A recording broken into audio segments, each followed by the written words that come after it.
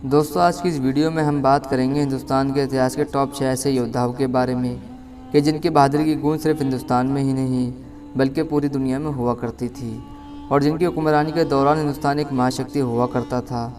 दोस्तों, यूँ तो हिंदुस्तान के इतिहास में एक से बढ़कर एक योद्धाओं का जिक्र मिलता है, जिनमें टीपू सुल्तान, महाराणा प्रताप, शेरशाह सूरी और छत्रपति शिवाजी जैसे योद्धाओं के नाम शामिल हैं। लेकिन आज की इस वीडियो में हम सिर्फ 6 ऐसे योद्धाओं का जिक्र करेंगे कि जिनकी सल्तनतों का डंका उस वक्त दुनिया के कोने कोने में हुआ करता था और जिनसे टकराना मतलब अपनी हार को दावत देना था। तो दोस्तों, हिंदुस्तान के इतिहास के 6 सबसे बहादुर और ताकतवर योद्धाओं की लिस्ट में नंबर 6 पर नाम आता है राजा पोरस का। दोस्तों, आप में से ज़्यादातर लोग ऐसे भी होंगे कि जो राजा पोरस को जानते भी नहीं होंगे। दरअसल दोस्तों, ये बात आज से लगभग 2300 साल पहले की है, जब दुनिया का सबसे बड़ा विजेता सिकंदर जुल्करनैन दुनिया फतह करने के लिए निकला था। वो लगातार जंगों को फतह करता हुआ और बड़े बड़े साम्राज्यों को हराता हुआ आगे बढ़ता ही चला जा रहा था और अब उसके सामने था हिंदुस्तान।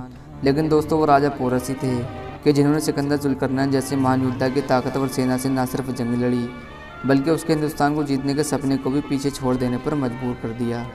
हालांकि इतिहासकारों का कहना है कि सिकंदर अगर चाहता तो हिंदुस्तान को जीत सकता था, लेकिन राजा पोरस की बहादुरी और हार न मानने वाले जज्बे को देखकर वो इतना खुश हुआ कि उसने हिंदुस्तान को जीतने के अपने सपने को छोड़ दिया।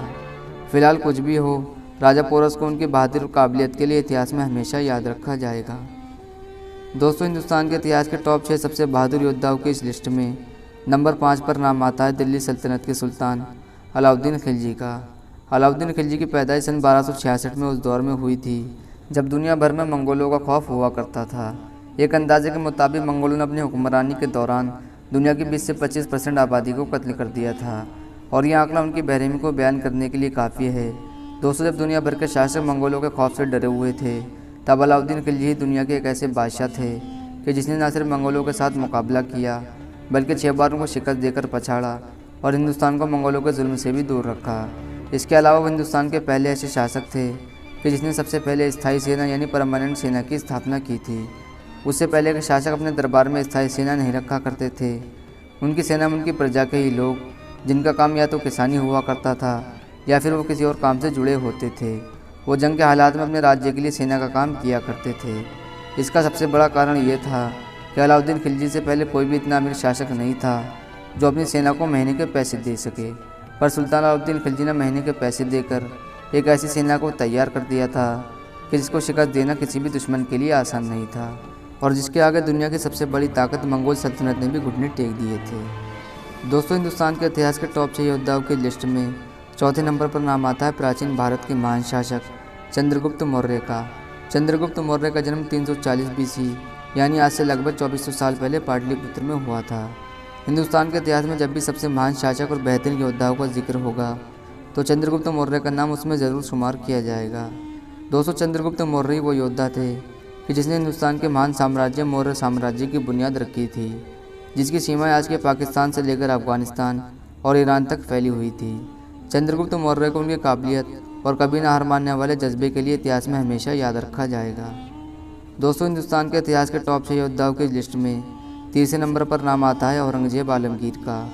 औरंगजेब आलमगीर हिंदुस्तान के वो शासक थे कि जिनकी सेना को भारत के इतिहास में सबसे ताकतवर सेना माना जाता था। इतिहास में उनकी सेना की तादाद लगभग 10 लाख से भी ज़्यादा बताई जाती है।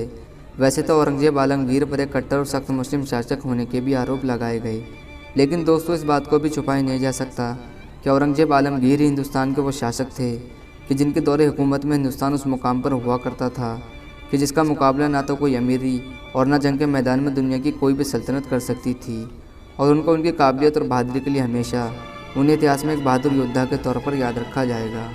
दोस्तों, हिंदुस्तान के 6 सबसे ताकतवर योद्धाओं की इस लिस्ट में नंबर 2 पर नाम आता है सम्राट अशोक का। सम्राट अशोक का जन्म 304 BC के आसपास हुआ था। वो प्राचीन हिंदुस्तान के सबसे ताकतवर साम्राज्य मौर्य साम्राज्य के तीसरे सम्राट थे। उनके शासनकाल में ही मौर्य साम्राज्य की सीमा इतने बड़े क्षेत्र में फैली हुई थी कि न तो मौर्य साम्राज्य से पहले कोई हिंदुस्तानी शासक और न कोई उसके बाद इतने बड़े क्षेत्र को जीत पाया था और उनको हिंदुस्तान के सबसे सफल सम्राट और योद्धाओं के तौर पर याद किया जाता है।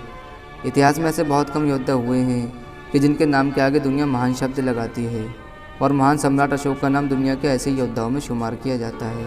दोस्तों, हिंदुस्तान के सबसे ताकतवर शासक और योद्धाओं की इस लिस्ट में नंबर 1 पर जिस शासक का नाम आता है उसका नाम है शहंशाह जलालुद्दीन मोहम्मद अकबर। दुनिया में ऐसे बहुत ही कम शासक हुए हैं कि जिन्हें हर धर्म हर मज़हब के लोग इज़्ज़त देते हैं, और शहंशाह अकबर उन्हीं शासकों में से एक शासक हैं कि जिसको दुनिया भर में शहंशाह अकबर के नाम से जाना जाता है। दोस्तों, वह शहंशाह अकबर ही थे कि जिन्होंने हिंदुस्तान के इतिहास की सबसे ताकतवर सल्तनत को इतना मजबूत बनाया था। अपने बाप हुमायूं की मौत के बाद सन 1556 ईस्वी में वो महज 12 साल की उम्र में मुग़ल सल्तनत के बादशाह बने थे, और देखते ही देखते मुग़ल सल्तनत को इतना मजबूत बना दिया कि जिसने आने वाले 300 सालों तक हिंदुस्तान पर राज किया। वो मुग़ल सल्तनत पर सबसे लंबे वक्त तक हुकूमत करने वाले बादशाह भी रहे, जिन्होंने लगभग 50 सालों तक मुग़ल सल्तनत पर हुक्मरानी की। मुग़ल बादशाह शहंशाह अकबर को उनकी रहमदिली और होशियारी की वजह से इतिहास में हमेशा एक अलग ही रुतबा दिया जाएगा। तो दोस्तों, ये थे हिंदुस्तान के 6 सबसे ताकतवर योद्धा।